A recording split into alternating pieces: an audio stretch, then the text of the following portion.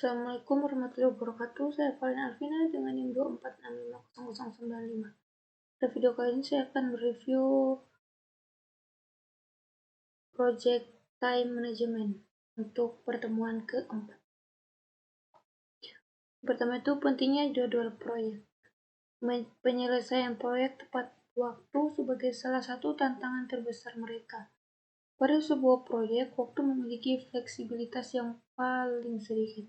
Masalah jadwal adalah alasan utama bagi benturan dalam proyek, khususnya selama pertengahan kedua proyek. Gaya kerja individu dan perbedaan budaya penyebab konflik jadwal.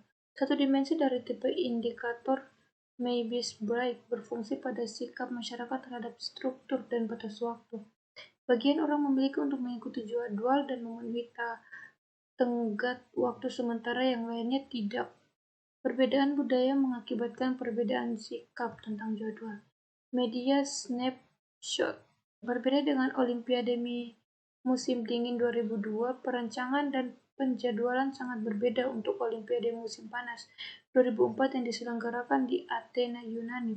Banyak artikel yang ditulis sebagai upaya pembuatan memprediksi bahwa fasilitas tidak akan siap pada waktunya. Banyak orang saat terkejut dengan ucapan perbukaan yang menakjubkan. Bangunan baru yang indah, keamanan dan sistem transportasi di Athena sangat luar biasa. Orang-orang Yunani bahkan membuat senang para kritikus dengan berpura-pura para pekerja konstruksi masih bekerja pada saat upacara dimulai. Manajemen waktu proyek. Perancangan pengelola jadwal menentukan kebijakan, prosedur, dan dokumentasi yang akan digunakan untuk perancangan, pelaksanaan, dan pengendalian jadwal proyek. Mendefinisikan kegiatan, mengidentifikasi kegiatan khusus bahwa anggota tim proyek dan stakeholders harus melakukan yang menghasilkan deliverable proyek.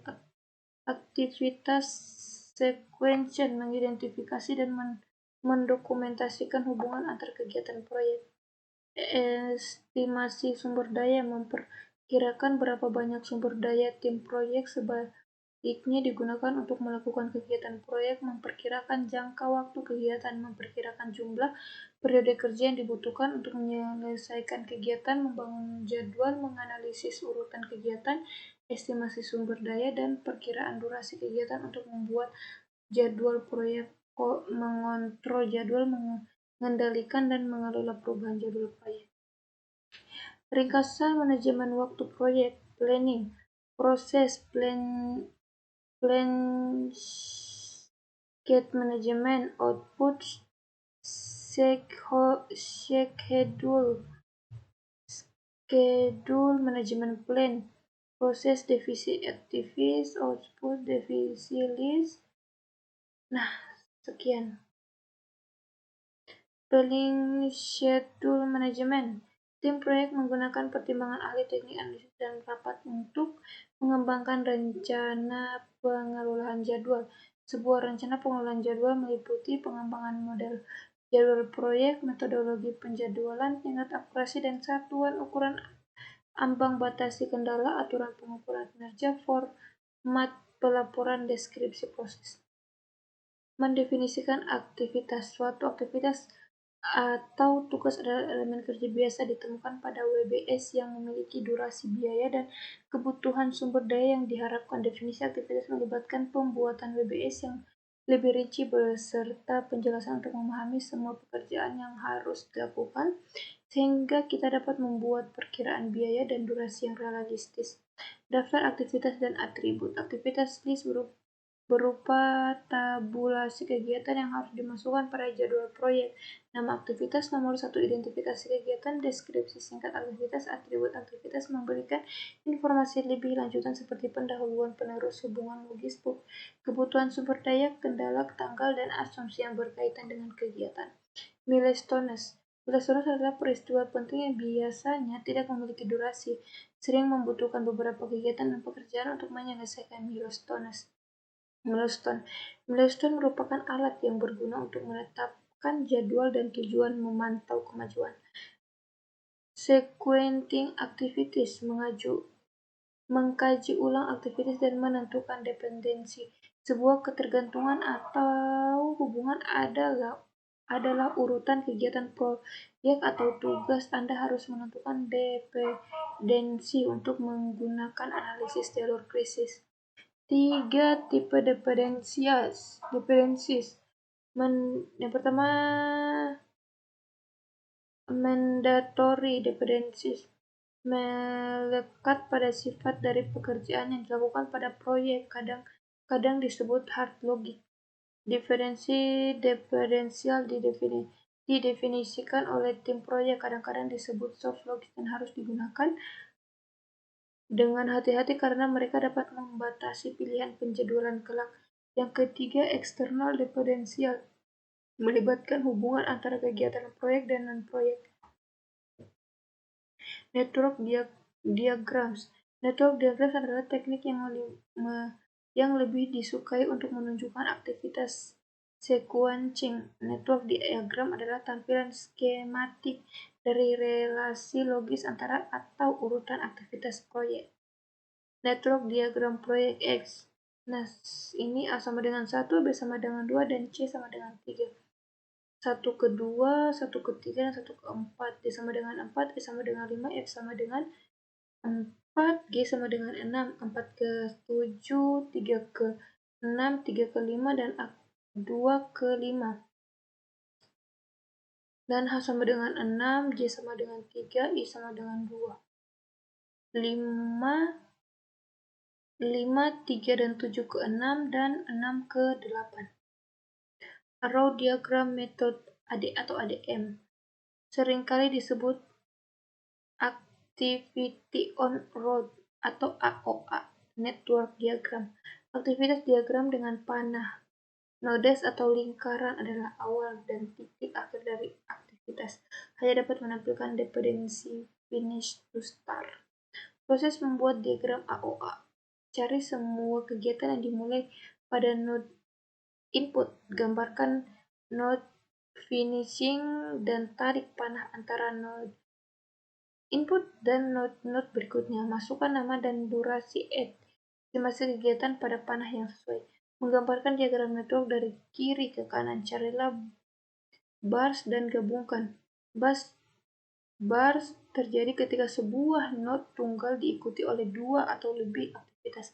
Sebuah penggabungan terjadi ketika 2 atau lebih node mengawali node tunggal. Lanjut menggambar network diagram proyek sampai semua aktivitas pada diagram memiliki dependensi. Sebagai aturan praktis, semua panah harus menghadap ke arah kanan dan sebaiknya tidak ada panah yang memotong network diagram AOA. Precedence Diagramming Method atau PDM. Aktivitas digambarkan dengan kotak. Panah menggambarkan relasi antar aktivitas, lebih populer daripada metode ADM dan digunakan oleh perangkat lunak manajemen proyek. Lebih baik dalam menampilkan berbagai jenis dependensi. Tes dependency type. Nah, seperti AB, AB, AB, AB. Contoh DPD network diagram seperti berikut. Estimasi point, estimasi yang mencakup kemungkinan besar dan perkiraan pesimis serta perkiraan optimis seperti 3 minggu untuk optimis, 4 minggu untuk yang paling mungkin, dan 5 minggu untuk estimasi pesimis. The point estimate diperlukan untuk part dan simulasi metode. Membuat penjadwalan. Menggunakan hasil dari proyek manajemen waktu lain untuk menentukan tanggal awal dan akhir proyek. Tujuan utamanya adalah untuk membuat jadwal proyek yang realistis yang menyediakan bahan untuk pemantauan kemajuan proyek berdasarkan dimensi waktu proyek. Pros dan teknik penting di antaranya adalah Gantt chart, analisis critical path dan penjadwalan critical chain, dan analisis PERT. Gantt chart menyediakan format standar untuk menampilkan informasi jadwal proyek dengan daftar kegiatan proyek yang berhubungan dengan tanggal dimulai dan diselesaikan. Format kalender simbol yang digunakan. diamond hitam, sebuah milestones, batang hitam tebal, ringkasan tes, batang tipis horizontal, durasi setiap tes, panah differential between tasks. Ini get chart for project X. Ini ada teks nama A, B, C, D, E, F, G, H, I, J.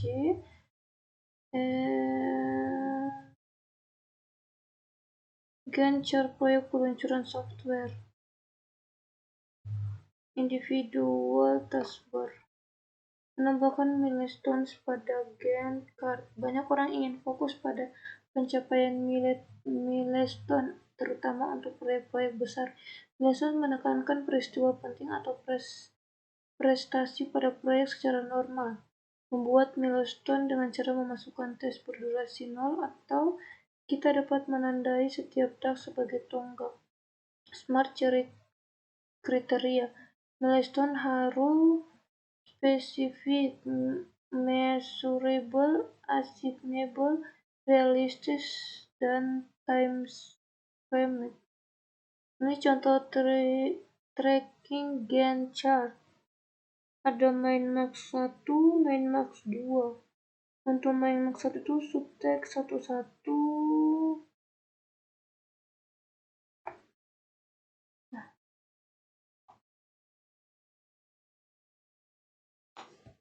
Sekian penjelasan dari saya.